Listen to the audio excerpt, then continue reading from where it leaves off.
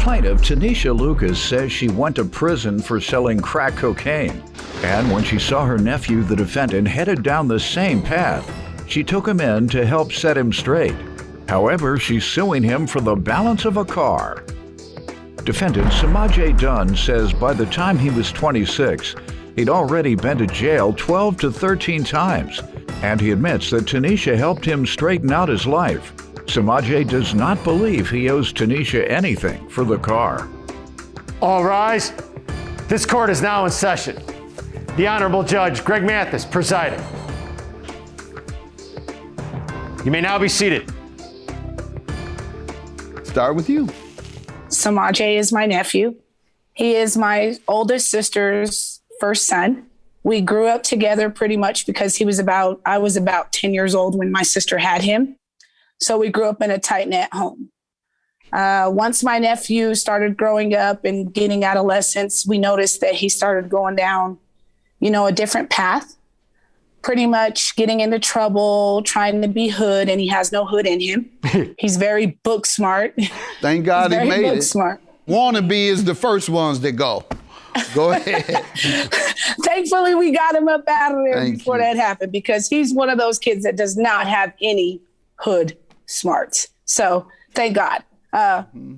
Make a long story short, my nephew, I seen him start going down a path. Me, myself, Your Honor, I've been to prison before. I did 18 months in the state prison here in our hometown. So you know what it's like, for real, for real. Yes, I know what it's like, and it ain't no game. Trust me, when I got there, I was crying for my mama and was ready to go. So I seen him going down that same path. I didn't want him to go back that same path. I myself was selling crack cocaine to make a living. And it's not all fun and games. He was on his way to a second child with a different baby's mother. So this would be baby's mother number 2. He got put out of his mother's house at the time. She told him to go to the shelter. Instead of him going to the shelter, I told him just to come to my home, kind of trying to do that preventative maintenance type thing, give him the chance that I didn't get so he doesn't go down that path. When I got out of prison, it wasn't all fun and games, Your Honor. There wasn't all these rehabilitation things that they had promised me when I was in prison, and they're going to help me get a job. Still I was not. applying for jobs. Yeah, I know it's still not, but they promise you this. While you're there, they're telling you, hey, when you get out, we got your back. We got your resources. So I ended up working 2 jobs, Your Honor. I was working at a production cleaning house. So we wash like uniforms for employees that have jobs, and we clean the rugs of the production companies, as well as shooking turkeys. So I resorted from a college graduate having everything to now I'm working minimum wage, 2 jobs to survive, and shooking turkeys. That's what you had, those 2 jobs. You worked hard. Was this after or before you moved your nephew in? This is while my nephew was staying with me. He saw me walking to work. I would walk to the cleaning job, and then afterward, I would get a ride to go shoot the turkeys. So he witnessed all of it. He saw the struggle.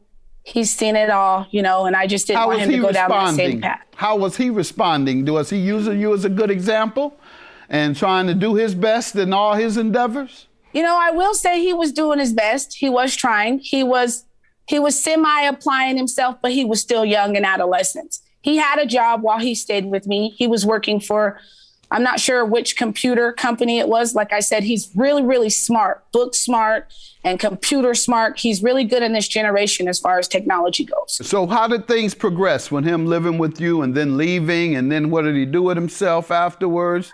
When he left, he did leave and get his own apartment. So he was providing for himself. And he's a great father. He's always provided for the children that he has now.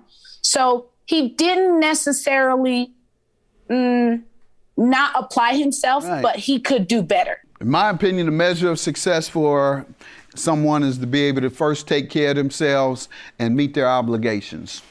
That's what success is to me. Anything beyond that is gravy. And you've said that he's been taking care of himself and that he meets his obligations with his children. So to me is success. Let me hear from you, young man. Give me some background, and then we'll get to the car she's suing about. So this is my aunt, Tanisha. She's one of my favorite aunts. So growing up as a child, my mom worked 2 jobs. So I spent a lot of time with my auntie, and growing up, we built a very close bond. So me and Tanisha, when I first turned 21, she took me out to my first bar, my first real bar, and I had my first fun real time, and it was awesome. I remember things like that with her. She's always been there for me. Did she get you a stripper? Did she get you a stripper? I'm not gonna lie to you, Judge Mathis. Yes, we did all that. She did you right. Go ahead. Yeah, so we've always had a really good relationship. Now, once I started going down the wrong path, making the wrong decisions, getting in trouble a lot, things like that. I've had a very troubled youth. Once I turned 18, before I even hit 26, I had about 12 to 13 times I had been to jail over the smallest, tiniest, any and everything, Your Honor. And Tanisha was the one to tell me things like, hey, that might not be what you should be doing right now. Maybe you shouldn't be hanging out with them. You shouldn't be over there, things like that, to kind of redirect me to the right direction, bring me back to on track, you know. Since then, I've gone to barber school. I went to college, got my barber license, and I've been doing that since last July. Excellent. And my life has changed for a much better direction since then. Excellent. I'm proud of you. Proud of you. And your children, what's the status of your 2 children? How old are they, and what's their status in life? Yes, so I actually have 3 children now. So I have a new 2-year-old who's soon to be 3. I've got a 4-year-old who's soon to be 5, and I've also got an 8-year-old. All of my kids, I see them all the time. I love them to death. I got a 4-year-old daughter. She's probably my pride and joy the most, man. She's my heart and joy. She absolutely saved me from this world, and I'm God bless to have her. Good, good. God bless you for recognizing the gift of children and the responsibility that you've taken seriously. Now, tell me what happened with the car. My nephew had borrowed the vehicle to go to the store to obtain tobacco products. He told me he was going to the store that was 2 blocks around the corner from the house when he took the keys and originally left. And I said, okay. I later got a phone call about half hour later from one of my friends who was passing by, and she saw that my nephew had wrecked my vehicle. Now, did he say he was going to the store or to the dispensary? He said he was going to the store to get that tobacco accident products. sound like dispensary. Tobacco don't make you do all that. Go ahead. You know, I just went with it. But later on, I found out once she called me, I got a phone call from the officers, and they told me that my nephew had wrecked the vehicle. I got a ride from the same friend who saw him. He ended up being about 1.5 miles away from the house. To my knowledge, he went to the Family Dollar. Like I said, my nephew does not have any hood in him. So he got into a small fender bender at the Family Dollar. Now, this could have been solved by him simply giving the man the information in the glove box, exchanging, you know, your insurance. It wasn't that serious of an accident or anything. But my nephew decided to run. So he backed into someone at the Family Dollar, and he decided to run. The people, the bystanders, gave the license information, and the police started to pursue him.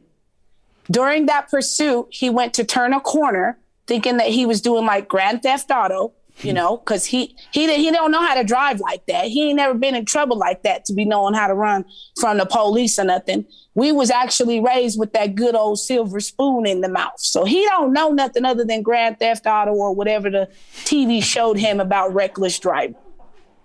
He runs into the sign.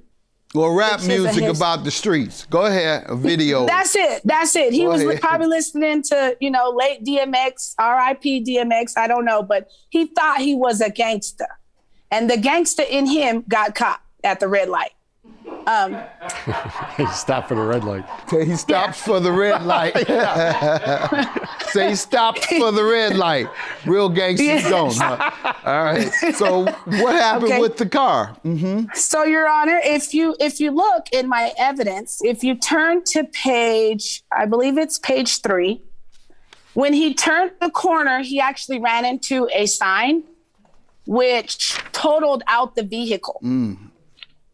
So if you look at page 3 and page 4.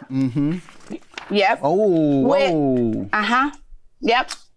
So when I arrived at the scene, you know, Lord help me, I wasn't the most composed. Once I seen the vehicle, and like I said, I had to shuck turkeys to get this vehicle. So I was highly upset. The officer had explained to me what happened. He told me that the young man had ran from the police, and he admitted to fault and everything. The reason why he was not criminally charged, Your Honor, was because he is my nephew. The officer said, I can criminally charge him, but why would me, his aunt, want to put some criminal charges and make it harder for him to get a job knowing what I've already went through? So I didn't. I let the state handle the damages he caused to the sign that he hit, and that was it. So he paid his restitution.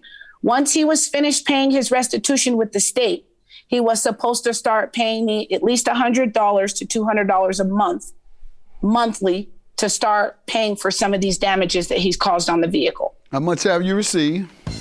0. Let me hear from you, young man. Alrighty, so what had happened with the accident was I had went to the store to go grab some tobacco. Once I had got to the store, grabbed the tobacco, I was leaving the store. As I was backing up, I had backed into dude's like his side mirror on the side of his car.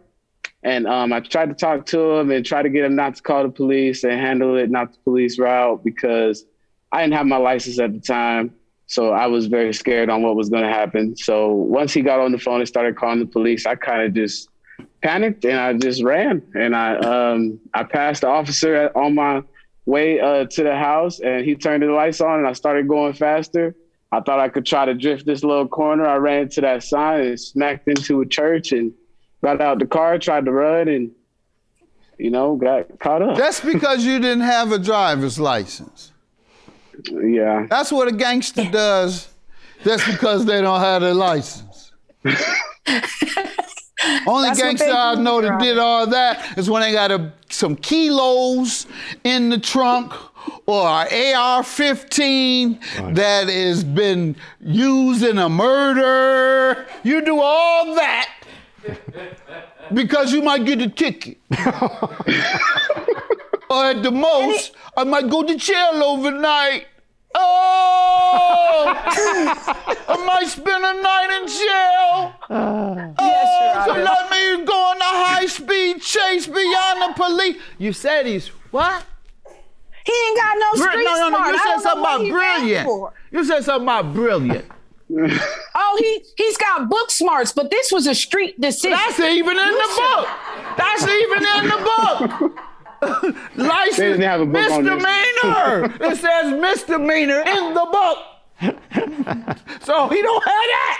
Else he'd remember reading that. But driving without a license is a misdemeanor. I don't even think you get any punishable up to 30 days, but who gives somebody without their license 30 days? All right, so why don't you think you should have to pay her? So, Your Honor, I did do restitution and I did also have fines.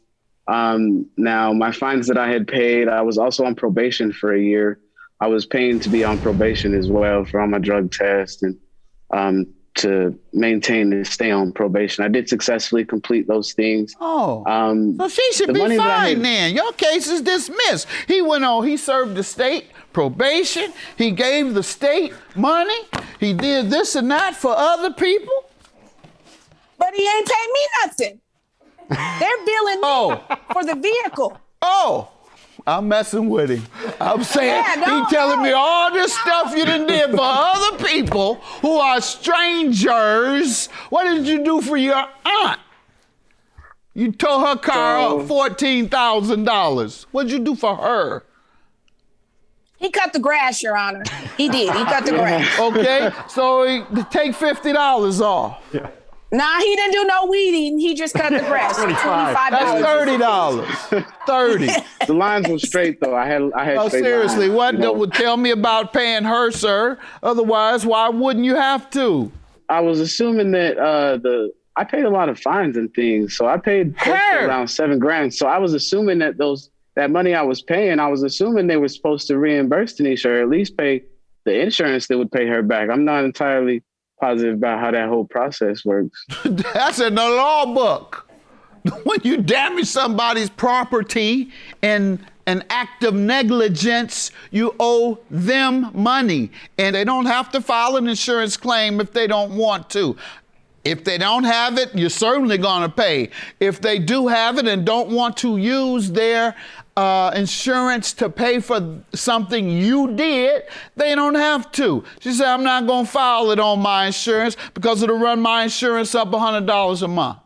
And that's $1,200 a year. No, I'm not doing that. You pay me for the damage you did to my car. So all that stuff you just mentioned was irrelevant to making her whole. So what other reason? You thought some of the money was going to her. Because I'm his auntie, he just wanted me to write it off. 14 grand, write it off. Nice. Yeah, pretty much. When I went to purchase my house last year, Your Honor, I seen that it was on my credit. So that's why I provided you with the credit report, because it actually went up. Well, don't blame him for all this. You got about 10 pages worth of bills you ain't paid. No, I paid him, but What does he have to do with non-payment to Neiman Marcus? What does he have to do with non-payment to Gucci? What does he have to do with non-payment to Louis Vuitton? You didn't pay those. Don't blame all this on him. You need to start going, where were you at? Dollar. You need to start going to the dollar store. Stop going to these folks you can't pay. That's kid, none of that is on there. I'm like, I don't have those. If he did pay me, though, I could pay Gucci and I could pay. There you go. Hey, brothers, I'm you late. got a sister here with good credit. Y'all better track her down. All you no good men that need a woman with some good credit, here she is. I'm bringing you a gift. Yeah, he is. So when you found out and you mentioned it to him, what did he say? When you saw that it was still on your credit? He basically was like, well, I assumed just the same answers he gave you. Okay. And because like I said, I've rehabilitated myself. So since 2018, I started my own cleaning business. Wow. And that's what I've been doing. So I've been surviving, making good money, providing for my children. I put my daughter through college with this cleaning business. Good. So he felt like he didn't owe me because I'm doing well in life right now. Mm-hmm. That's pretty much the right. That sounds like me.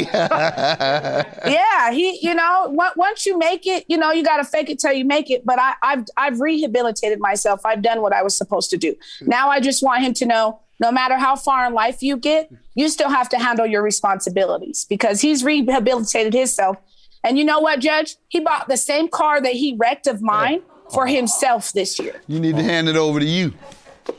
I need the title once he's done paying. Last remark from you, sir.